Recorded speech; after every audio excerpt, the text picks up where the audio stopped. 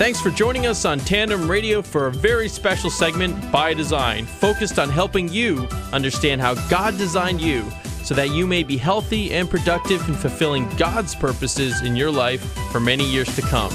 Now let's join our host, health expert and public speaker, Dr. James Proodian. Welcome to the By Design radio program. My name is Dr. James Proodian of Proodian Healthcare and ProodianHealthcare.com, where health literacy is the key to longevity. And as long as God has us on this side of eternity, my show is designed to educate you and your families to feel better, function better, and live as many quality disease-free years as possible. This is our third segment of a foundational series on clinical nutrition. I don't know how many segments it's going to be, probably a dozen or so. But the first two, and including this one, I'm building a foundation of a third, fourth grade, fifth grade understanding of basic building blocks to nutrition. These shows that we're in right now are not really about you. They're not about you and the way you should eat, specifically to your body type, to the age group you're in, or maybe to some of the health concern you have. These shows are designed to give us basic clinical human physiology. How are we designed? What are the 5 essentials of life? We're in the middle of protein, carbohydrates, fats, vitamins, minerals, and water. Those are the 5 essentials to life. And we're going through an illustration or a program of defining exactly, for instance, what proteins are, what they do, and what the sources are. And really utilizing this picture or this illustration of a super fancy race car that requires optimal tuning and great fuel in order to run the most effective and efficient way possible, and not putting diesel or dirty fuel into a motor that's in a Ferrari, for instance. So we want to dumb it down and make it very basic, because nutrition is so polluted in what we read and watch on TV that I don't feel people just take the time to understand the basics. So the basics, as we've gone through them so far, have been protein, carbohydrates, and fats. And as with all of the shows, we take a very literal perspective on what these things are. This is an educational show so that you have tangible takeaways to go back to your life and to implement, hopefully for you and your families for the better, because our decisions and our choices are essential. Luke 1:37, for with God nothing is impossible. And I hope you all believe that, and we take that to heart as we learn more, that nothing is impossible in our own lives, as we could treat and many times reverse the chronic illness that so many Americans are plagued with because of the choices that we have made in our society. So I'll give you a couple of supporting myths to the last two shows that we've done. You can control your weight by counting calories. All calories are not created equal. Food that enters your bloodstream quickly promotes weight gain. Food that enters your bloodstream slowly promotes weight loss. So for example, calories from soda. All right, there's about 10 to 12 teaspoons of sugar. That's sucrose. You learned that last show, what sucrose is. Literal definition of it. Table sugar is in a can of cola. So that sugar from the soda enters your bloodstream very rapidly. The calories that you aren't going to use is stored as fat.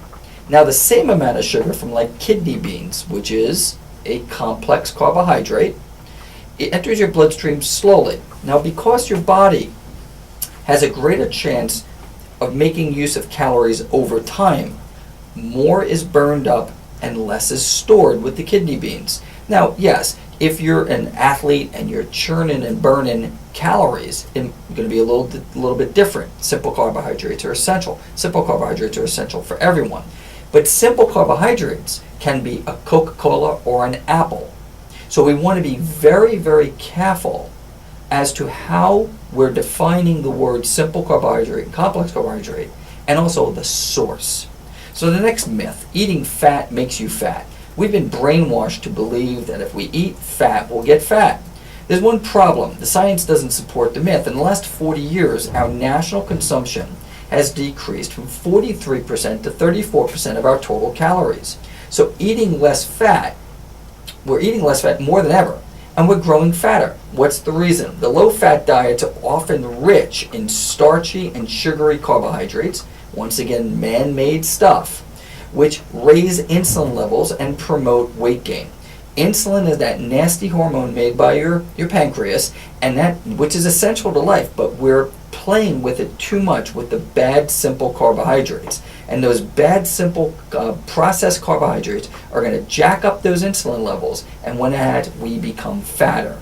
So the myths around carbohydrates and fat, which we tried to illustrate in the last couple of shows, is that fat is essential. We just want good sources of fat throughout our day.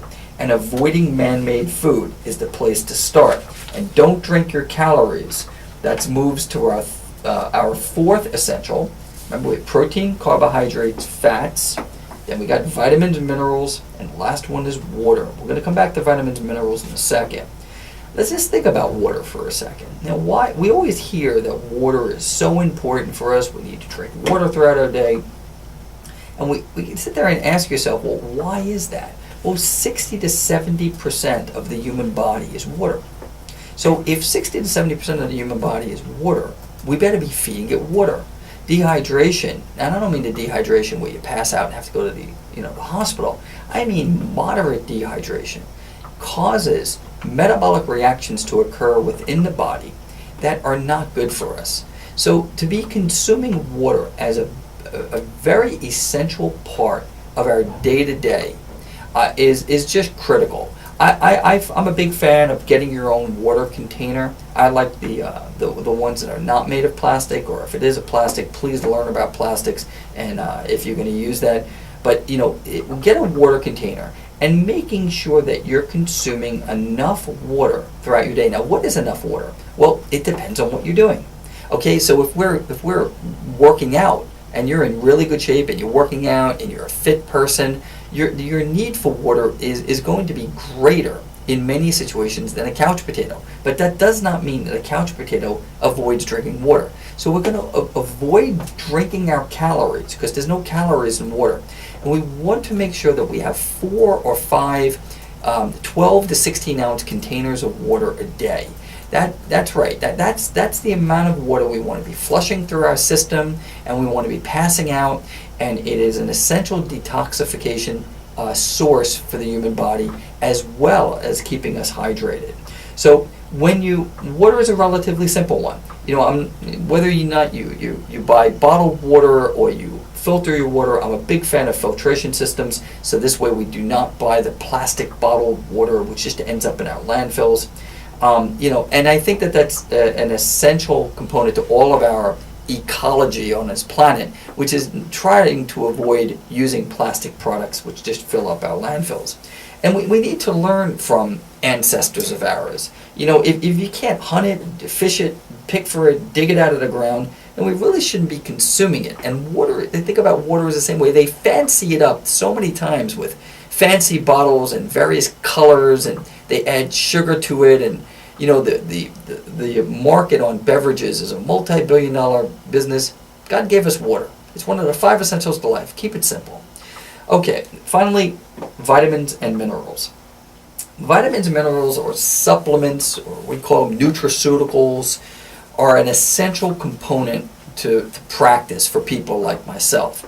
Although, and this makes something very clear, they do not to be substituted for a healthy diet. Healthy diet comes first.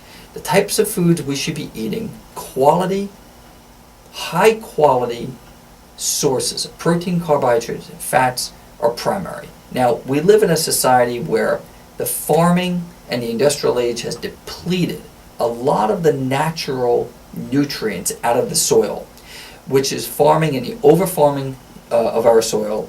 The broccoli today, the studies that show, doesn't have the nutrient content or the nutrient density it did maybe 50 or 80 years ago. So supplementation serves a very important purpose when we choose supplements, vitamins and minerals. There are 2 types of vitamins. There's fat-soluble and water-soluble. The water-soluble vitamins are things like vitamin C. The fat-soluble are A and D.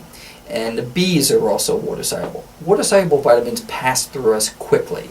So they're the types of vitamins we should be ingesting throughout our day, whereas fat-soluble vitamins like A and D, we don't need to be ingesting that much of because our bodies store them. So vitamins, obviously, without them, we wouldn't be alive, as well as minerals. Vitamins serve as coenzymes, which cause reactions with our body. So in other words, in biochemistry, for one reaction to go into another reaction, many times we need a vitamin to make that happen. Now, the RDAs, which I'm sure many of you are up on and you research or know about, many of the RDAs are created, like for instance 60 to 80 milligrams of vitamin C. That is the minimum amount to prevent scurvy.